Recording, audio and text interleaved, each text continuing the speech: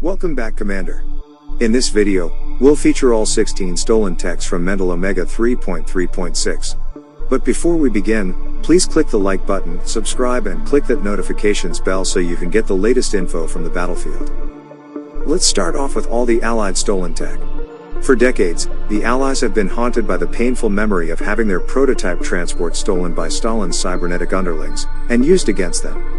To make up for this failure, in the remote secret labs of Stein's tech, deep underground, where the Soviet agents could not get, many years later work on a new next-gen transport has begun.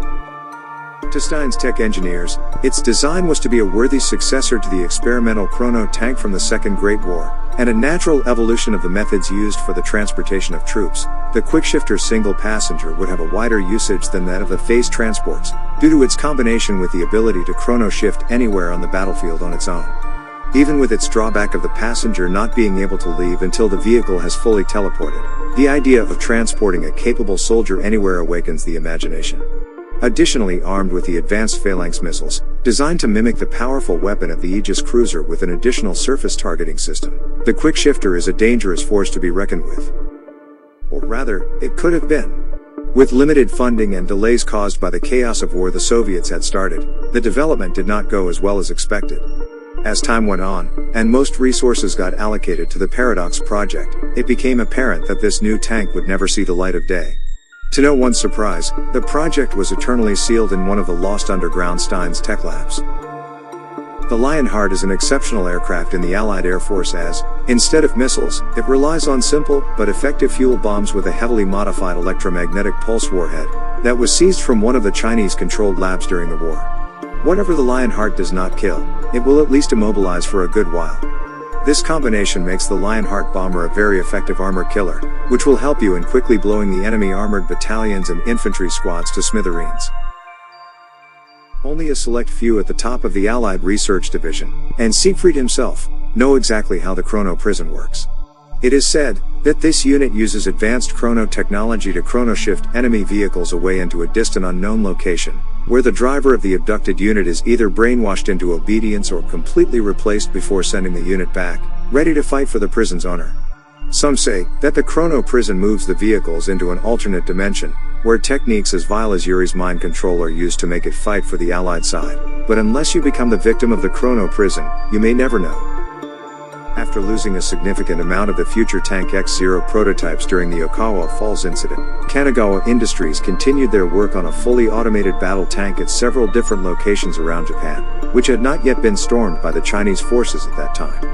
However, even the remaining facilities were eventually forced to shut down, as the Soviets won the war. The blueprints stolen from the American research sites by the Pacific Front's agents were lost, and China took control of the remaining seismic stabilizers in the country. The executives of Key decided to cease their plans for mass production of the then proposed X-1 prototype, and destroyed all the data related to the vehicles, when they realized that they were soon going to be overwhelmed by the invaders. Luckily, some of the newer units from the future tank project have been preserved by those who decided to escape the Chinese clutches, and later enhanced with the advanced tech they managed to develop in isolation. The alpha version of the future tank can switch between two weapon sets, highly damaging lasers combined with HE grenade launchers, and a powerful particle collider cannon.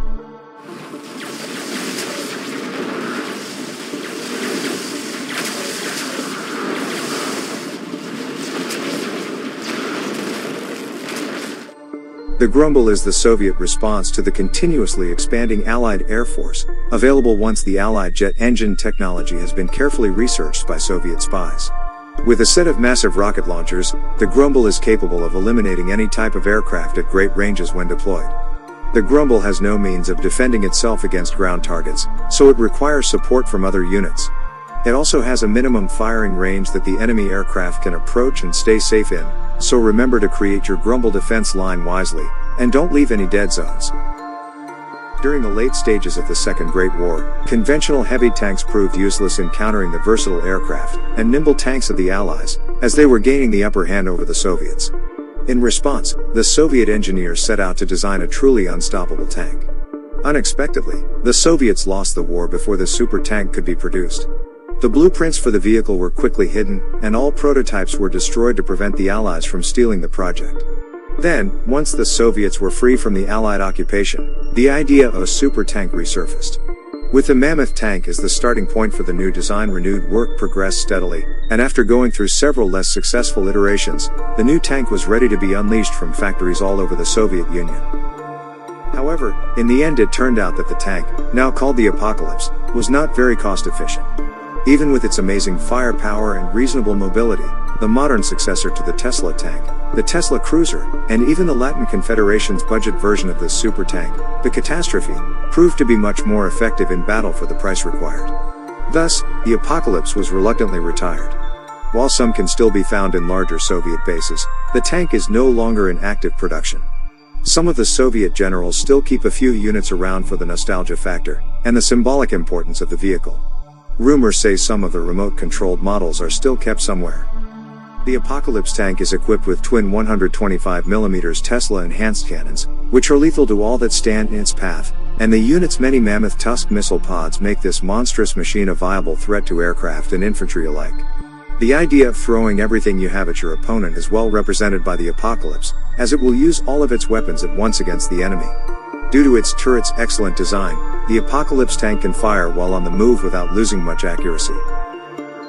The Syckle is not so much an example of stolen or reverse-engineered technology, as it is a study of the Epsilon's design philosophies and tactics.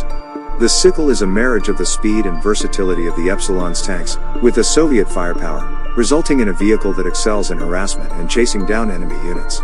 Two powerful rad cannons and one-of-a-kind mobile Iron Curtain device make the Syckle an almost perennial threat to the Epsilon tank divisions and infantry squads, and is quite possibly one of the fastest hit-and-run units out there, especially when it can't be damaged during the run part of it.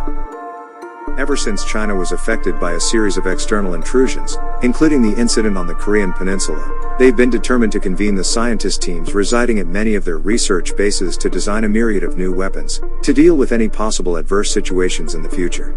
Their Iron Dragon was one of the most prominent, albeit incredibly resource-consuming ones, a powerful experimental weapon developed in a secret facility in Kashmir, through a combination of the Iron Curtain effects and a tight particle collision technology of an unknown origins.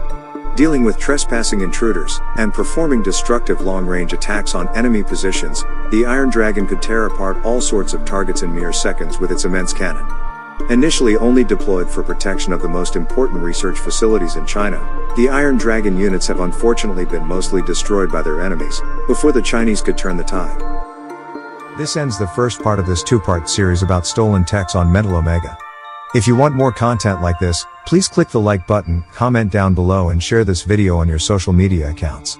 It will greatly help me create more top secret info to you and to our comrades. Until next time, Commander. Battle control terminated.